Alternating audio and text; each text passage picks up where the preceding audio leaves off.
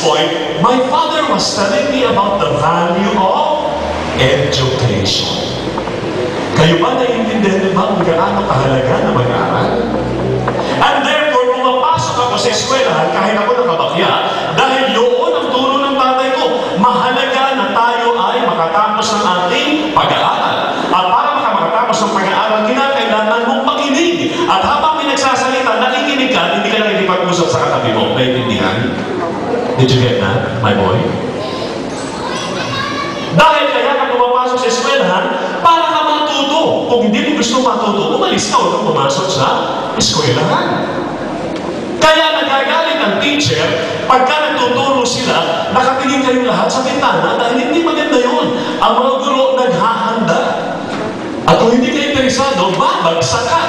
Sayang naman ang binabayad ng mga magulang para kayo makapasok sa eskwelahan. And my father was very particular about this.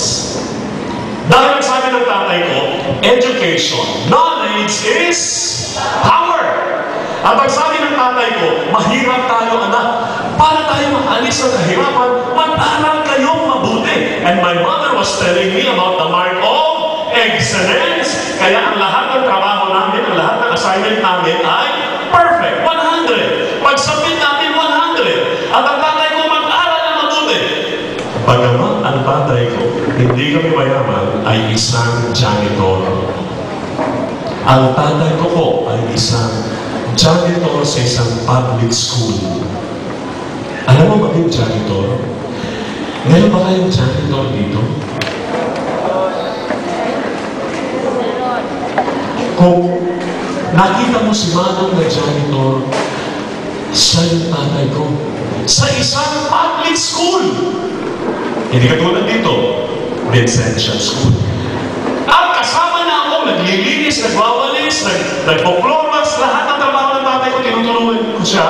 I was then 12 years old, grade 6. Kaya alam ko yung hirap ng tatay ko, ang hindi ko po makalimutan, isang araw, ang sabi niya sa akin, anak, samahan mo ako maglinis ng kubeta. Mabango ba ang kubeta ng isang public elementary school? Hindi. Pero naroon ang tatay ko, nililinis niya yung kubeta. Napakabaho! Hindi ako makapasok dahil overpowering yung stench. Sa siya, no? Stench. Pero yung tatay ko nasa loob, sinilinis niya, pinapuputi na yung mga baldosa, yung mga tiles. Alas 11 na, nagudong pa rin siya. Pawis na din ako, gutom na ako. Ang tatay ko, janitor! Hindi ko na natagalan, sabi ko, itay! Sabi na, sandali na anak. Paglabas na, bagong basa. Pawis na pawis. Bakit? Ano yun? Itay! Bakit janitor ka na? Ba't hindi ka principal? Itay, bakit janitor ka na? Ba't hindi ka mayor? Ba't hindi ka governor? Ba't janitor ka lang? Alam niyo, pag sinabi mo yun sa tatay mo, ano mararamdaman ng magulang mo? Nasaktan ko ang tatay ko nang hindi ko napapansin. Kumuha siya ng tubig, pinainom niya ako na kung muna kami, at sabi niya, anak, huwag mo sasabihin sa tatay mo na ang tatay mo ay janitor lang. Dahil ang tatay mo ay janitor.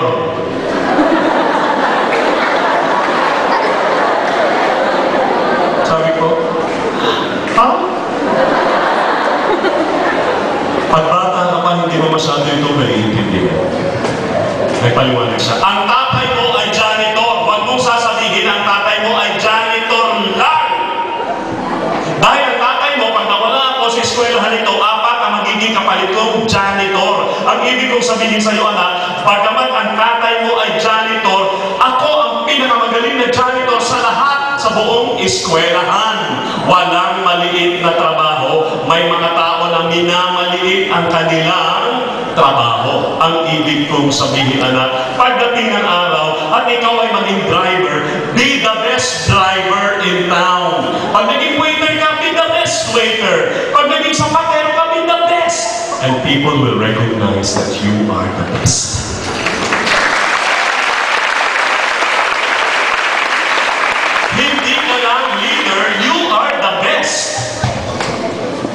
Tandaan ko yun. Knowledge is power. Be the best of who you are. Sa mga tuwid ang sabi niya, ano man gagawin mong trabaho, gawin mo na may pag-ibig sa iyong puso. Again, communication of truth and love. Because love is love manifested. Ang pagpapahayag ng pag-ibig ay makikita mo sa gawa. Kung ginagawa mo yan na may pag-ibig sa iyong puso, pag naglalaba ka ng gamit ng kapatid mo, gagawin mo itong malinis, mabango, maayos. Hindi mo lang basta iwawaswas na ganyan o ilalagay sa washing machine. Gagawin mo na may pag-ibig sa iyong puso. At iyon ang ibig sabihin. Communication of truth and love. At ang sabi pa ng tatay ko, meron akong kakilala. Siya ang pinakamagaling na karpentero sa bayan ngayon. At ang anak niya ay kasing edad mo lamang, 12 years old na mga panahon na yun. Ang tatay niya ang pinakamagaling na karpentero sa bayan ng Nazaret. Sino yung ama? Si Jose. At sino yung bata? Si Jesus. Ang tatay niyang si Jose ang pinakamagaling gumawa ng pamatok. Alam niyo yung pamatok? Yoke. Y-O-K-E. Yung nilalagay dito sa balugbog o lieg ng baka at kalabaw para magawa mong pagalawin yung kalabaw ang baka saan mo gusto mong papunta. Si Mang Jose ng Nazaret, ang perfect yoke maker. At itinuro niya ito sa kanyang anak dito sa lupa na si Jesus. Kaya isinulat sa scriptures. Ano ang nasusulat? Come to me, those of you who are heavily laden, and I will give you rest. For my yoke is easy, and my burden is light. Simula noon, gano'n na lang ang naging pag-alam ko sa aking ama na isang janitor. Kaya mga bata, huwag mong sasabihin sa magulang mo na ang magulang mo ay tendera lang. Wow! Anong trabaho ng mga magulang nyo? Huwag mong nilalang ang trabaho ng magulang mo. Dahil sa trabaho nila yan, nakakapasok ka sa St. Vincent School. At inaasahan din ng iyong eskwela na ikaw ay magiging true, real leader of your time.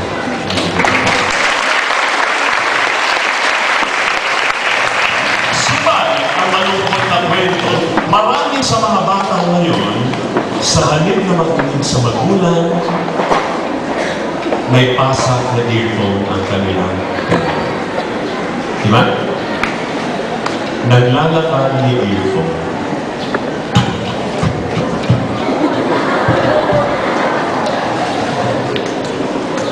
Marami sa mga bata ngayon, pagdating sa eskwelahan, anong unang dinampot? Walis ba? Anong unang dinadampot ang mga bata pagdating galing sa eskwelahan? Remote! Correct? Nakita mo ang daming kalat, hindi mo malang pinusin. Nakita mo dumating yung lola mo, hindi ka malang nagmano. May mga tao, hindi ka malang na-good afternoon. Hindi ka malang na-good morning. At ito, sinabi ko sa mga bata kahapon doon sa Baguio. Nagka-conference kayo dito on leadership. Dumaan ako sa harap ninyo. May na-good morning ba sa akin? Wala. Tapos sa akin ng leadership, hindi mo malang alam paano leadership. Medyo napahiya sa'yo. Basic courtesy lang, hinihingi sa inyo. Pag may dumang tao, hindi mo kakilala, good morning po. Hindi ba yun ang turo? Pero nakakalimutan ito ng maraming bata. At dahil paulit-ulit mong ginagawa, magiging bastos ka na hindi mo napapansin. At akala mo, yun ang tama. Did you get the point? Basic courtesy. Kukuha yung bata, dumating sa bahay, hindi pinansin. Subalit nakita mo ang magulang mo.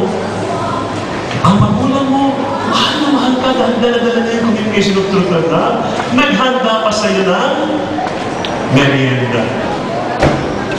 Nung nakahanda na yung merienda, tinawag ka sa harapan ng telebisyon, correct? Saan nagsisimula ang mga pagtawag ng magulang sa lower dome? Ibig kong sabihin, mababa yung boses at ang sabi sa'yo, anak, tama na muna yan, kakain na. Pero naririnig